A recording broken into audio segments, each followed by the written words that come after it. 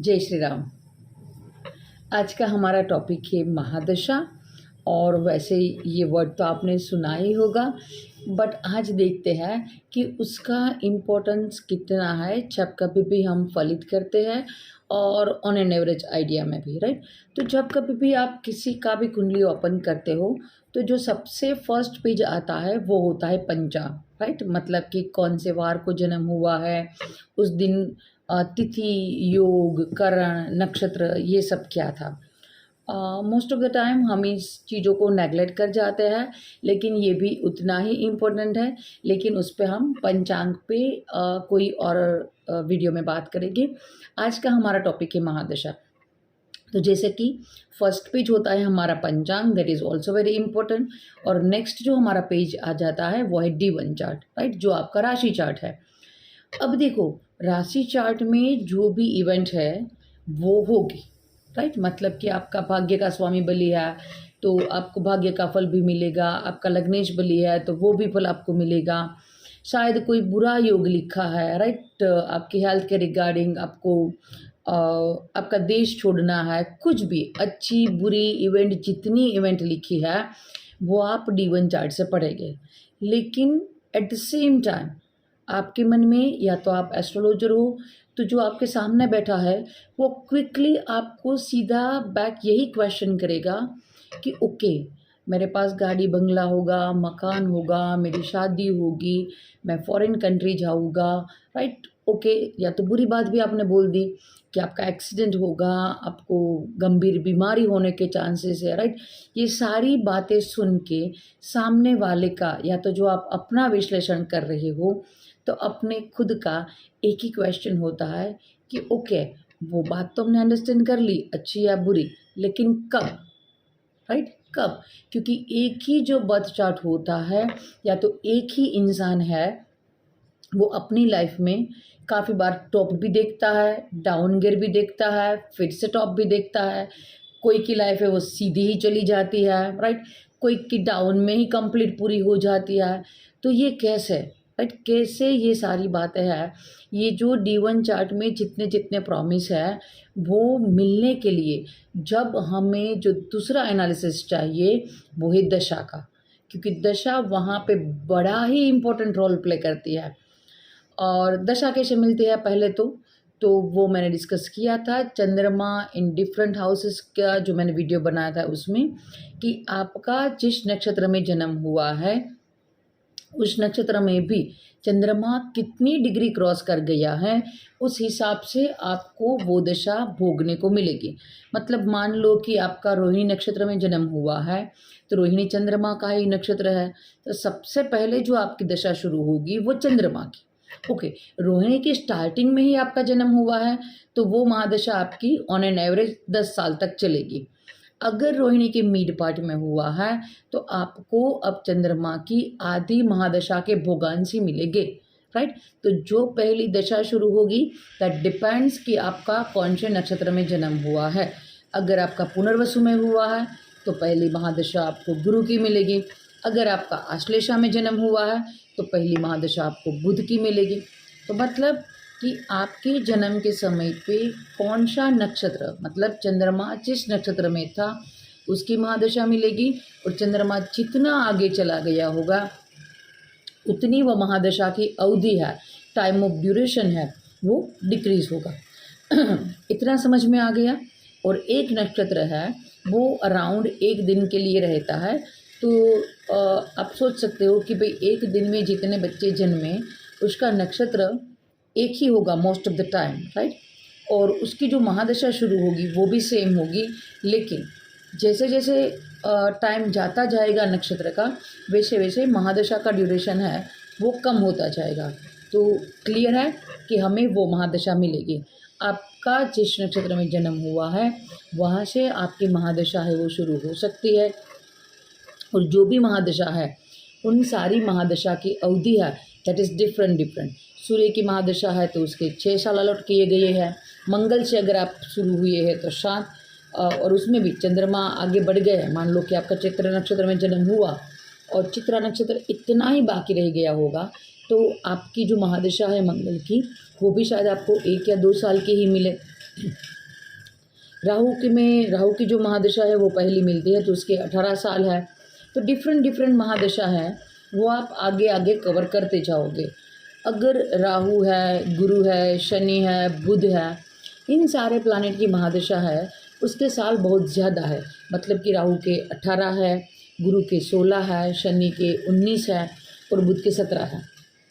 अब काफ़ी बार क्या होता है कि देखो, आज हम महादशा पे ही बात कर रहे हैं कि काफ़ी बार क्या होता है कि मेरा चार्ट काफ़ी अच्छा है, राइट, काफ़ी अच्छा है, लेकिन उसमें दो ही प्लानेट है ना वो ख़राब बैठ गए हैं, राहु और गुरु, राइट।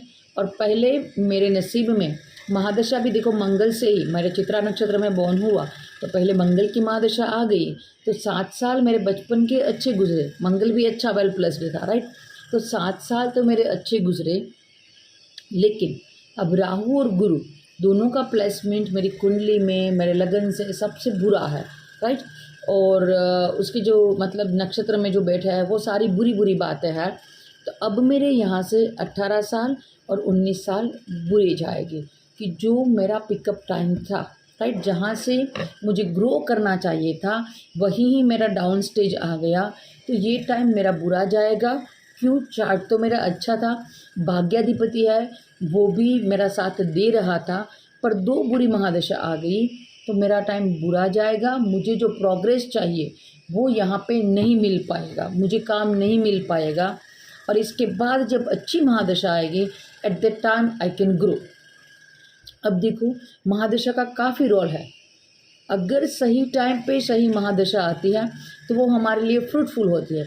मतलब कि बचपन में थोड़ा कष्ट मिले तो हम पढ़ाई लिखाई अच्छे से कर पाए, कुछ अंदर से निखर जाए।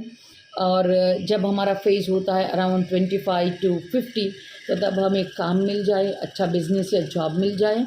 And rest of the part जो आफ्टर 50 हमारी हेल्थ अच्छी रहे और हमारा परिवार हमारा साथ दे, दैट वी विश।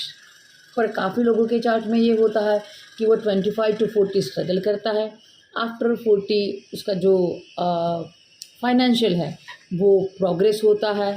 तो वो थोड़ा सा मतलब बुरा चार्ट है। और या तो कोई लोगों को आपने ऐसा भी देखा होगा कि जो एट द एज ऑफ 70 उसको सक्सेस मिलती है। तो दैट डिपेंड्स ऑन द महादशा, आपको कौन सी महादशा कौन से टाइम पे मिली है, दैट डिपेंड्स। और काफ़ी लोग ऐसे होते हैं कि जिसको बचपन में काफ़ी कंफर्ट मिल जाता है, उस टाइम पे हम खुश होते हैं कि हाँ ये बच्चा अच्छा है, वेल्दी परिवार में जन्म हुआ है, इसे सारे कंफर्ट मिले हैं। लेकिन वही कंफर्ट उसको जो निखार चाहिए अंदर से, राइट, जो हार्डवर्क करना चाहिए वो नहीं करने देंगे और आगे जाके, राइट, आगे जाके उसका बुरा टाइम भी आ सकता है क्योंकि जो निखार चाहिए वो नहीं मिला। तो most of the time what I believe कि जो मेरा बचपन है, राइट, आप 7-8 साल तक तो जो भी है ओके, बट उसके बाद मेरी शनि की महादशा आए कि मैं काम करूँ, हार्डवर्क करूँ, ऐसा प्लानेट और ऐसी कंडीशन में बैठा हो कि जो मुझे काम करवाए। उसके बाद मेरा फाइनेंस अच्छा हो, उसके बाद मेरी हेल्थ अच्छी हो और मेरा फैमिली के साथ कनेक्शन हो। तो ये सारा सीक्वेंस है ना वो बैठना चाहिए।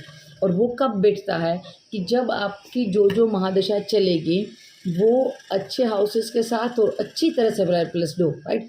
अच्छी भी मैंने आपको बताया कि बचपन में अगर कंफर्ट मिल जाएगा तो आपका इनर ग्रोथ है वो स्टॉप हो जाएगा।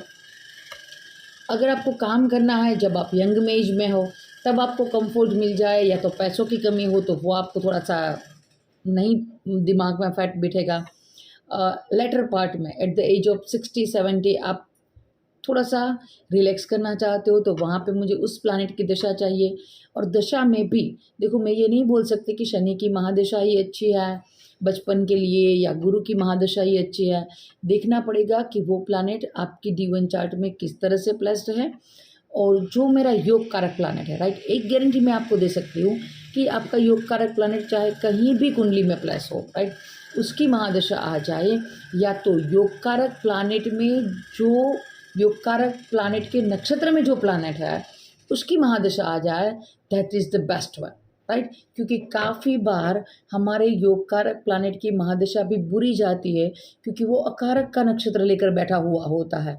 तो मेरा कुंडली का योग कारक प्लानेट कौन है और उसके नक्षत्र में कौन कौन से प्लानेट है और मेरे योग कारक ने किन किन हाउसेस पे दृष्टि दिया है और कहाँ पे उसने मुझे प्रॉमिस किया है अच्छा बेनिफिक रिजल्ट देने का, वो एनालिसिस आपको ज़रूर चाहिए और तभी आप किसी का जो चार्ट है वो पूरा अच्छे से प्रिडिक्ट कर पाएंगे, राइट। तो मैंने बात की थी पंचांग की, जो हम अगले वीडियो में बात करेंगे। फर्स्ट पेज था हमारा पंचांग, सेकंड था D1, उसके बाद हमने देखा कि कौन कौन सी आपको महादशा मिलती है एंड फाइनल प्रिडिक्शन आता है। क्योंकि महादशा में भी देखो, मैं बोल दूँ कि भाई आपकी गुरु की महादशा सही है, राइट, तो गुरु की तो 16 साल की महादशा है, उसमें भी डिफरेंट डिफरेंट अंतर्दशा आएगी और अंतर्दशा में भी जो अंतर्दशा है वो मेरे महादशानाथ के साथ किस तरह से प्लस्ड है। मतलब गुरु में शनि का अंतर आया तो गुरु और शनि में 2-12 का अंतर है, गुरु शनि 3-11 बैठा है, राइट। वो किस तरह से प्लस्ड है डिपेंड ऑन कि वो मुझे उसका फल देंगे। And at the same time आपको गुरु का नक्षत्र देखना होगा और शनि का नक्षत्र देखना होगा, दोनों की तारा, मतलब गुरु से शनि की जो तारा मिलती है वो कौन सी तारा है, तो तारा के अकॉर्डिंग आपका वो पाथ रहेगा। मतलब कि देखो, गुरु से शनि अतिमित्र तारा में आया तो आपको वहाँ तक जाने का रास्ता है वो स्मूथ रहेगा और वहाँ पे अगर 3-11 का डिस्टेंस बना है तो आप हार्डवर्क के साथ आपको सक्सेस होगा, राइट। अगर 2-12 का महादशा है वो तो कुछ छूटना है लेकिन अच्छी तरह से है तो हो सकता है कि छूटे लेकिन आप फॉरेन कंट्री जाओ और आप खुद ही जाना चाहते हो, राइट। तो प्रिडिक्शन के लिए आपको पहले पंचांग, वो हम राइट नाउ नहीं डिस्कस करते हैं, उसके बाद आपका D1 चार्ट, उसके बाद महादशा और उसके साथ आपको ट्रांजिस्ट भी लगाना पड़ेगा कि ओके ये जो 19 साल की गुरु की महादशा है उसमें जो मैं चाहता हूँ लाइक दैट कि गाड़ी, बंगला, जॉब, फॉरेन, राइट।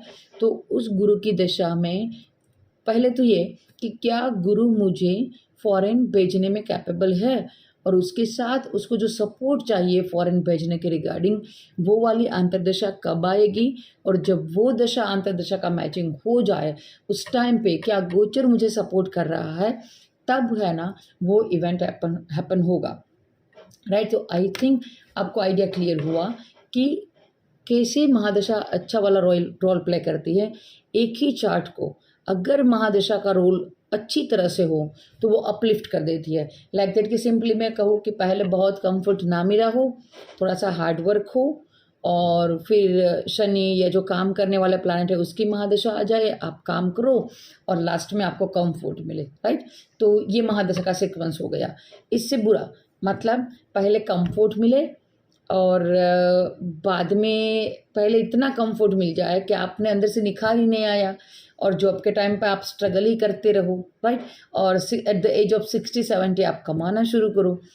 तो इसमें भी अच्छी बात हुई लेकिन जो सीक्वेंस है वो बदल गई, और अगर सीक्वेंस बदल गई तो आपने देखा कि एक अच्छा खासा चार्ट है वो भी कितना ऊपर नीचे हो गया, राइट। तो महादशा एक बढ़िया रोल प्ले करती है और बिकॉज ऑफ दैट रीज़न काफ़ी जो हमें एक जैसे चार्ट लगते हैं उन लोगों के चार्ट भी डिफरेंट डिफरेंट हो सकते हैं। और नेक्स्ट हम ये डिस्कस करेंगे नेक्स्ट वीडियो में कि पंचांग का रोल कैसा है, क्योंकि मैंने 2 सिमिलर चार्ट बोला तो मेरे दिमाग में यही आया कि देखो हिटलर और चार्ली चैपलिन ये दोनों का चार्ट भी सेम है, फिर भी दोनों में काफ़ी अंतर है, वो आप सबको मालूम ही है।